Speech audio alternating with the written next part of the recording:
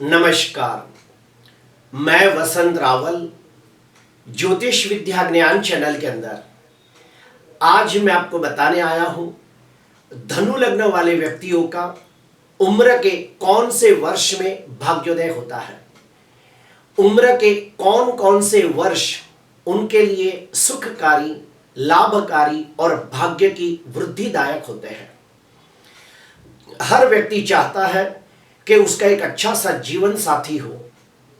हर व्यक्ति चाहता है कि उसके पास एक अच्छे से मकान का सुख हो, वाहन का सुख हो। हर व्यक्ति चाहता है कि उसके पास एक अच्छे संतान का सुख हो। हर व्यक्ति चाहता है कि उसके पास एक अच्छी नौकरी हो या फिर व्यापार हो। हर व्यक्ति चाहता है कि उसे समाज के अंदर मान सम्मान, पद प्रतिष्ठा की प्राप्ति हो।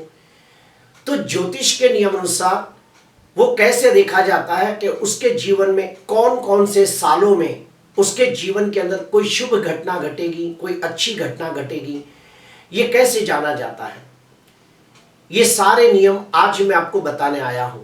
हो सकता है इससे आपके फलित ज्योतिष के अंदर आपको लाभ हो। तो आइए गहराई से जानते हैं। धनु लग्न की कुंडली के अंदर हम लोगों को सबसे पहले गुरु को देखना होता है। लग्नाधिपति गुरु केंद्र में, त्रिकोण में या फिर 11वें भाव में बैठा हो तो ऐसे व्यक्ति का भाग्योदय 18 साल की उम्र में हो जाता है। क्यों? क्योंकि लग्नाधिपति गुरु लग्न में ही दिग्बली होता है। लग्नाधिपति गुरु लग्न में ही स्वगृही होकर हंस योग नामक पंच महापुरुष राजयोग बनाता है। लग्नाधिपति गुरु चौथे भाव के अंदर भी स्वगृही होकर हंस योग नामक पंच महापुरुष राजयोग बनाता है। लग्नाधिपति गुरु 5वें, 9वें, 10वें और 11वें भाव में बैठा हो तो उसे कारक माना जाता है। तो लग्नाधिपति गुरु जब केंद्र में, त्रिकोण में या फिर 11वें भाव में बैठा हो तो ऐसे व्यक्ति का भाग्योदय 18 साल की उम्र में निश्चित तौर पे हो जाता है। मैंने जब तक देखा है कि ऐसे व्यक्ति 18 साल की उम्र में अपने पिता की दुकान के अंदर सहायक बनने चले जाते हैं। अपने पिताजी का कोई फैक्ट्री हो तो उनको सहायक बनने चले जाते हैं। अगर कुछ बच्चे ऐसे हो कि जिनका पढ़ाई कम हुआ हो, जैसे कि 5वीं, 7वीं, 10वीं, तो वो बच्चे किसी दुकान के अंदर नौकरी करने चले जाते हैं। जैसे कि कोई कपड़े की दुकान में चला जाता है, कोई अनाज की दुकान में, कोई होटल में नौकरी करने चले जाते हैं। ये भी मैंने देखा है। और 18 साल की उम्र में उनके जीवन में कोई ना कोई शुभ घटना अवश्य घटती है। कुछ लोगों का तो विवाह भी हो जाता है। अगर मान लो लग्नाधिपति गुरु नीच राशि में निर्बल हो तो लग्नाधिपति गुरु अगर 6वें या 12वें भाव के अंदर पीड़ित होता हो तो लग्नाधिपति गुरु अस्त का हो या फिर मृत अवस्था में हो तो लग्नाधिपति गुरु राहु के साथ युति करके गुरु चंडाल योग बनाता हो तो फिर ऐसे व्यक्ति का भाग्योदय 18 साल की उम्र में नहीं होता। तो हम लोगों को और एक स्टेप अंदर जाके अध्ययन करना होता है। धनु लग्न की कुंडली के अंदर हम लोगों को भाग्य स्थान का गहनता से अध्ययन करना पड़ता है।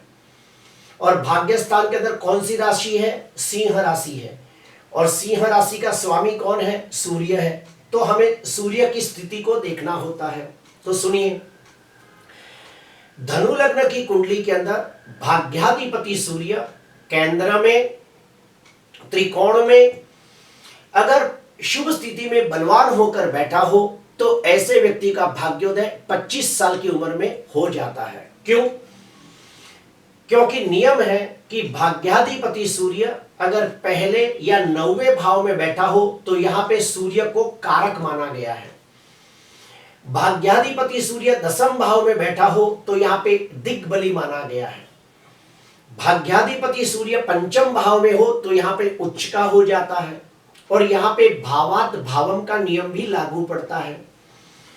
भावात भावम का नियम क्या कहता है? 9वें भाव का स्वामी 9वें भाव से 9वें भाव में बैठा हो तो वो सूर्य बहुत ही पावरफुल हो जाता है और उसका बहुत शुभ फल प्राप्त होता है। तो ये सारे नियमों के तहत धनु लग्न की कुंडली के अंदर भाग्याधिपति सूर्य केंद्र या त्रिकोण में बैठा हो तो ऐसे व्यक्ति के जीवन में 25 साल की उम्र में भाग्योदय हो जाता है और 25 साल की उम्र में उनके जीवन के अंदर कोई ना कोई शुभ घटना अवश्य घटती है, जैसे कि विवाह हो जाना या फिर संतान का सुख प्राप्त होना या फिर अच्छी नौकरी मिल जाना या फिर कोई व्यापार की शुरुआत करना या फिर उसके जीवन के अंदर उसे मकान या वाहन का सुख प्राप्त होना। ऐसे कोई ना कोई सुख उसे अवश्य प्राप्त होता है अगर भाग्याधिपति सूर्य केंद्र या त्रिकोण के अंदर शुभ स्थिति में बलवान होकर बैठा हो तो उन लोगों का भाग्योदय 25 साल की उम्र में निश्चित तौर पे हो जाता है। अगर मान लो भाग्याधिपति सूर्य 11वें स्थान के अंदर नीच राशि में निर्बल हो तो भाग्याधिपति सूर्य 6वें 8वें 12वें भाव के अंदर पीड़ित होता हो तो भाग्याधिपति सूर्य मृत अवस्था में हो तो भाग्याधिपति सूर्य राहु के साथ अंशात्मक युति करके सूर्य ग्रहण योग नामक अशुभ योग बनाता हो तो फिर ऐसे व्यक्ति का भाग्योदय 25 साल की उम्र में बिल्कुल नहीं होता। तो हम लोगों को और एक स्टेप अंदर जाना होता है। धनु लग्न की कुंडली के अंदर पंचम भाव का गहनता से अध्ययन करना होता है।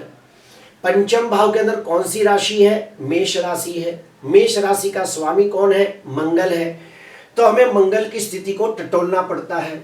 तो सुनिए, धनु लग्न की कुंडली के अंदर पंचमाधिपति मंगल केंद्र में, त्रिकोण में या फिर दूसरे 11वें भाव में शुभ स्थिति में बलवान होकर बैठा हो तो ऐसे व्यक्ति का भाग्योदय 28 साल की उम्र में होता है और 28 साल की उम्र में उसके जीवन के अंदर कोई ना कोई शुभ घटना अवश्य घटती है, जैसे कि विवाह हो जाना, संतान का सुख प्राप्त होना या फिर मकान वाहन का सुख प्राप्त होना या फिर कोई अच्छा सा व्यापार की शुरुआत करना। ऐसे कोई ना कोई शुभ घटना उसके जीवन में अवश्य घटती है। क्यों? तो सुनिए, पंचमाधिपति मंगल अगर 10वें भाव में हो तो यहाँ पे दिग्बली हो जाता है। पंचमाधिपति मंगल अगर भाग्य स्थान में बैठा हो तो यहाँ पे भावात भावम का नियम लागू पड़ता है। 5वें भाव का स्वामी 5वें भाव से 5वें भाव में हो तो यहाँ पे भावात भावम का नियम लागू पड़ता है और यहाँ पे मंगल की स्थिति में बहुत ही पावरफुल हो जाती है। पंचमाधिपति मंगल अगर दूसरे भाव में हो तो यहाँ पे उच्च का हो जाता है। तो नियम के तहत धनु लग्न की कुंडली के अंदर पंचमाधिपति मंगल केंद्र में, त्रिकोण में या फिर दूसरे 11वें भाव में शुभ स्थिति में बलवान होकर बैठा हो तो ऐसे व्यक्ति के जीवन में 28 साल की उम्र में कोई ना कोई शुभ घटना अवश्य घटती है। अगर मान लो हम लोग थोड़ा नेगेटिव सोचे कि मंगल अगर नीच राशि में निर्बल हो तो अगर पंचमाधिपति मंगल अगर 6वें भाव में पीड़ित होता हो तो पंचमाधिपति मंगल राहु के साथ युति करके अंगारक योग बनाता हो तो पंचमाधिपति मंगल अस्त का हो, वृद्ध हो या मृत अवस्था में हो तो फिर ऐसे व्यक्ति का भाग्योदय 28 साल की उम्र में बिल्कुल नहीं होता। तो फिर हम लोगों को और एक स्टेप अंदर जाना होता है और हमें शनि को देखना होता है। अगर धनु लग्न की कुंडली के अंदर शनि भाग्य स्थान में बैठा हो या फिर शनि की तीसरी दृष्टि पड़ती हो, 7वीं दृष्टि पड़ती हो या फिर 10वीं दृष्टि पड़ती हो तो ऐसे व्यक्ति का भाग्योदय 36 साल के बाद होता है। फिर से कहूंगा, ध्यान से सुनना, धनु लग्न की कुंडली के अंदर शनि दूसरे और तीसरे भाव का स्वामी बनकर कुंडली का प्रबल मारक ग्रह बनता है। धनु लग्न की कुंडली का प्रबल मारक ग्रह अगर भाग्य स्थान में बैठा हो तो ऐसे व्यक्ति को 36 साल तक भाग्योदय नहीं होता। 36 वर्ष तक उनके जीवन में बहुत ही आर्थिक मानसिक संघर्षों का सामना करना पड़ता है। उनके जीवन में 36 वर्ष तक बहुत ही उतार चढ़ाव आते हैं और 36 साल के बाद फिर धीरे धीरे उनका भाग्योदय होता है। अगर शनि की तीसरी दृष्टि भाग्य स्थान पर पड़ती हो, 7वीं दृष्टि भाग्य स्थान पर पड़ती हो या 10वीं दृष्टि भाग्य स्थान पर पड़ती हो तो भी ऐसे व्यक्ति का भाग्योदय 36 साल के बाद होता है और धीरे धीरे भाग्योदय होता है। क्यों? क्योंकि शनि का स्वभाव है शनै शनै, धीमे धीमे भाग्योदय करना। अगर मान लो धनु लग्न की कुंडली के अंदर शनि का कोई भी कनेक्शन भाग्य स्थान से ना हो, तो फिर हमें राहु की स्थिति को देखना होता है। धनु लग्न की कुंडली के अंदर अगर राहु भाग्य स्थान में बैठा हो, या फिर राहु की 5वीं 7वीं या 9वीं दृष्टि भाग्य स्थान पर पड़ती हो, तो ऐसे व्यक्ति का भाग्योदय 42 साल की उम्र में होता है। और 42 साल तक उसके जीवन में काफी आर्थिक मानसिक संघर्षों का सामना करना पड़ता है। 42 साल तक काफी उसके जीवन में उतार चढ़ाव आते हैं, और 42 साल के बाद फिर उसके जीवन में धीरे धीरे स्थिरता आने लगती है, और उसका संपूर्ण भाग्योदय होता है 42 साल के बाद। धनु लग्न की कुंडली के अंदर अगर भाग्य स्थान के अंदर केतु ग्रह बैठा हो, या फिर केतु की 5वीं 7वीं या 9वीं दृष्टि भाग्य स्थान पर पड़ती हो, तो ऐसे व्यक्ति का भाग्योदय 48 साल की उम्र में होता है। अभी हम लोग और एक स्टेप अंदर जाके स्टडी करेंगे, ध्यान से सुनना। धनु लग्न की कुंडली के अंदर लग्नाधिपति गुरु, भाग्याधिपति सूर्य और पंचमाधिपति मंगल, अगर ये तीनों ग्रह जो कुंडली के योग कारक ग्रह है, राजयोग कर्ता ग्रह है, ध्यान से सुनना। लग्नाधिपति गुरु, पंचमाधिपति मंगल और भाग्याधिपति सूर्य, अगर ये तीन ग्रह आपस में युति, प्रतियुति या दृष्टि योग बनाकर कोई राजयोग बनाते हो, तो इन ग्रहों की महादशा के अंदर राजयोग जैसा फल मिलता है। अगर लग्नाधिपति गुरु और भाग्याधिपति सूर्य का परिवर्तन योग होता हो, या फिर पंचमेश मंगल और भाग्य सूर्य का परिवर्तन योग होता हो, या फिर लग्नेश मंगल अपना पंचमेश मंगल और लग्नेश गुरु का परिवर्तन योग होता हो, तो भी इन ग्रहों की महादशा के अंदर भाग्योदय का समय होता है। अगर मान लो हमें ग्रहों के अनुसार कुछ ज्यादा समझ में ना आया, जैसे कि मान लो लग्नाधिपति गुरु, भाग्याधिपति सूर्य और पंचमाधिपति मंगल, अगर ये तीनों ग्रह नीच राशि में निर्बल हो, तो ध्यान से सुनना, लग्नाधिपति गुरु, भाग्याधिपति सूर्य और पंचमाधिपति मंगल, अगर मान लो ये तीनों ग्रह नीच राशि में निर्बल हो, तो अगर ये तीनों ग्रह 6वें 8वें 12वें भाव के अंदर पीड़ित होते हो, तो अगर ये तीनों ग्रह अस्त के हो, या फिर इन ग्रहों की मृत अवस्था हो, तो फिर क्या करें? तो फिर हम लोगों को महादशा का गणित का अध्ययन करना होता है, जो बहुत ही सटीक होता है। क्या है तो सुनिए।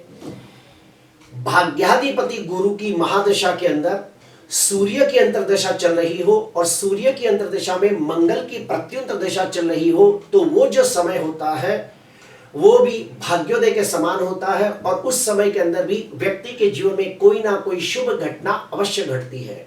ठीक वैसे ही लग्नाधिपति गुरु की महादशा के अंदर मंगल की अंतर्दशा हो, और मंगल की अंतर्दशा में सूर्य की प्रत्यंतर दशा हो, तो वो जो समय होता है वो भी भाग्योदय के समान होता है, और उस समय के अंदर व्यक्ति के जीवन में कोई ना कोई शुभ घटना अवश्य घटती है, जैसे कि विवाह हो जाना, संतान का सुख प्राप्त होना, अच्छी नौकरी या अच्छा व्यापार होना, मकान का सुख या वाहन का सुख प्राप्त होना।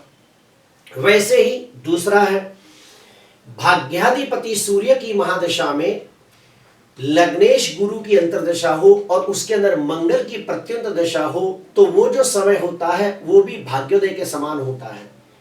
ठीक वैसे ही भाग्याधिपति सूर्य की महादशा में मंगल की अंतर्दशा हो, और मंगल की अंतर्दशा में गुरु की प्रत्युंतर दशा हो, तो वो जो समय होता है वो भी भाग्य की वृद्धिदायक होता है, भाग्योदय के समान होता है, और उस समय में कोई ना कोई शुभ घटना अवश्य घटती है।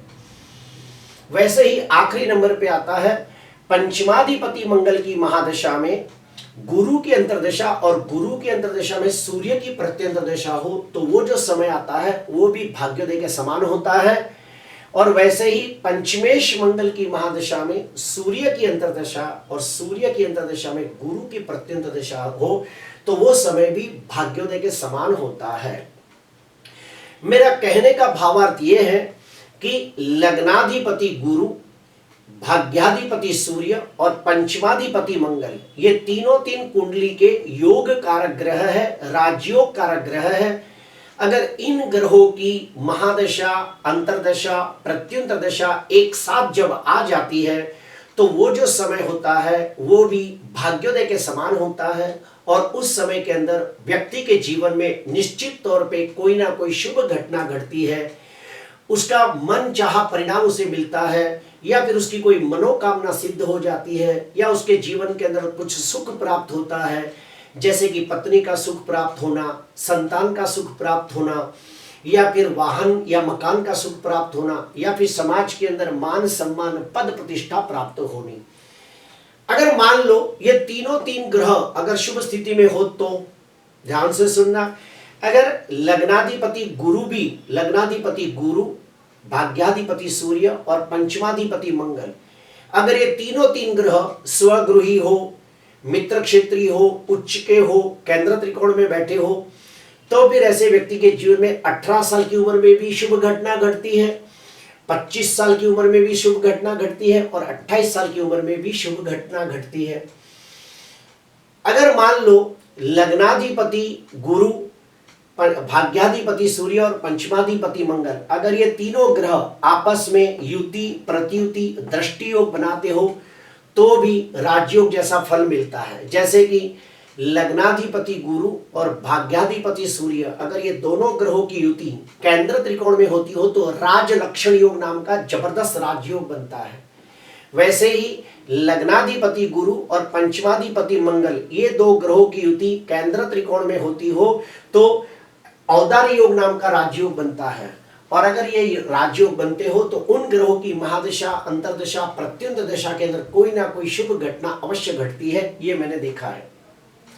अभी हम लोग स्टडी करते हैं कि मान लो धनु लग्न वाले व्यक्तियों को भाग्योदय में कोई तकलीफ आती हो तो कौन से उपाय करें। तो सुनिए, ऐसे लोगों को गुरु का रत्न पुष्कराज, सूर्य का रत्न माणिक्य और मंगल का रत्न मूंगा पहनना चाहिए। फिर से कहूंगा, कुंडली के तीनों तीन त्रिकोण के स्वामी लग्नाधिपति गुरु का रत्न पुष्कराज, सूर्य का रत्न माणिक्य और मंगल का रत्न मूंगा धारण करना चाहिए। लेकिन उसमें एक शर्त है कि ये ग्रह नीच राशि में निर्बल नहीं होने चाहिए और 6वें, 8वें, 12वें भाव के अंदर पीड़ित नहीं होने चाहिए तो ही रत्न पहनने चाहिए। दूसरा, हर साल में एक बार किसी विद्वान कर्मकांडी ब्राह्मण को घर पे बुलाकर नवग्रह शांति पूजा करनी चाहिए। तीसरा, जो भी कुंडली के मारक ग्रह है उसे शांत करने के लिए उनके मंत्र जाप और दान पुण्य करना चाहिए। तो धनु लग्न की कुंडली के अंदर शनि दूसरे और तीसरे भाव का स्वामी बनकर कुंडली का प्रबल मारक ग्रह बनता है तो उसके मंत्र जाप करने चाहिए, हनुमान चालीसा का पाठ करना चाहिए और शनि से लगती चीजों का दान करना चाहिए। धनु लग्न की कुंडली के अंदर शुक्र दूसरे और 11वें स्थान का मालिक बनकर वो भी प्रबल मारक ग्रह बनता है तो शुक्र का भी मंत्र जाप और दान पुण्य करना चाहिए। प्रिय दर्शकों, कुंडली के जो योग कारक ग्रह होते हैं उनका आप रत्न धारण कर सकते हो, सिर्फ शर्त यह है कि वो नीच के न हो और केंद्र त्रिकोण में बैठे होने चाहिए। और धनु लग्न की कुंडली के अंदर जो मारक है जैसे कि शुक्र और शनि, उसके रत्न गलती से भी धारण नहीं करनी चाहिए। शुक्र का रत्न हीरा भी न पहने और शनि का रत्न नीलम भी न पहने। शुक्र और शनि के मंत्र जाप करें, उनसे लगती चीजों का दान करें तो भाग्योदय में काफी सहायता मिलती है। आज के लिए बस इतना ही। आपको अच्छा लगा तो जरूर लाइक करना, सब्सक्राइब करना। नमस्कार।